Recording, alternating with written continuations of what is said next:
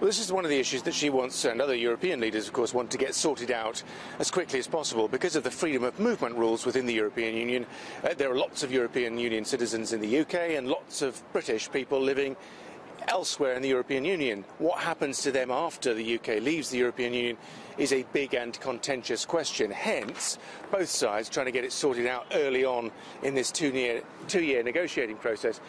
She's fleshed out to a certain extent some of the proposals that she made directly last week to European leaders, but essentially it's the same deal. She's offering anyone who is currently from the EU, resident in the UK, settled status if they've been here for 5 years. And if you're here as a Spaniard or a French person or a German person before the cut-off date, and we don't know when that is, you'll be allowed to stay and build up that 5-year residence and then achieve settled status at the end of that. It's complicated. There are lots of issues about health insurance, access to pensions, etc., etc. But she is basically setting out her stall. She had a fairly mixed response to it last week in Brussels. She's certainly spinning it positively in the House of Commons behind me, saying that the individual European leaders that she spoke to thought it was a good basis for future negotiations. But make no mistake, Juliet, there's going to be some tough talking about this in the next few months. You mentioned the reception that she got in Brussels last week. You were there covering this story for us in Brussels.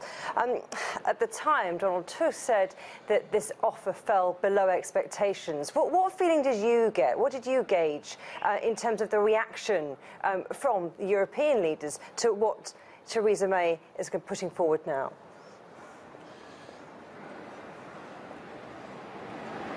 The big thing to remember about all European Union summits is that they're a collection of national political leaders talking with one eye and one ear on their domestic political audiences. And of course, don't forget, there are lots and lots of Europeans from across the European Union living and working in the UK doing very well, and that suits many of the governments in the European Union. Those political leaders want to protect the rights of their citizens living and working in the European Union. It is clear and normal for them to go to bat on behalf of those hundreds of thousands of people, and they are very suspicious of any degree in which those people's rights are watered down as and when the UK leaves. And they have a pretty maximalist position that they're putting on the table. They don't really want to see any of their rights watered down in any way. I think in general terms, there is enough mutual ground for some kind of deal to be worked out pretty quickly. It is one of the priorities of both sides. Cut through some of the rhetoric, I think the deal that the UK have come up with is certainly grounds for a developed argument about this, but I think certain issues have to be clarified.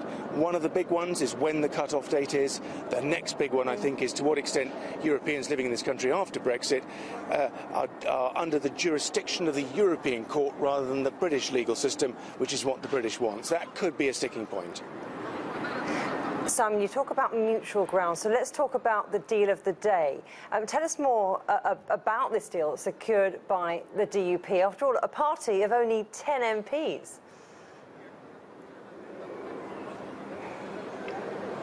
That's right. Theresa May is in a significantly weakened position. She didn't win the landslide majority that she hoped to at the general election. She is short of a majority in the House of Commons. She needs a partner. She's chosen, controversially to some, the DUP, a party from Northern Ireland representing one side of the political divide there. And today, we kind of got the cost of the deal. In crude money terms, it is a crude deal. That party, the people of Northern Ireland, will get an extra £1 billion of government spending on local projects in Northern Ireland over the course of the next 2 years. It's controversial. Scottish people are saying, what about us? Welsh people are saying, what about us? Even some of our own party members in the Conservative Party, Julia, are saying, well, I thought this was a government of austerity. Where did you find all this money from for this desperate deal? It is a rather desperate deal. Theresa May desperately needs their votes, and with this deal she gets 10 extra votes every time a crucial piece of legislation needs pushing through the House of Commons. It's not strong and stable government by any means, but it might just work for the next few months. Beyond that, anybody's guess.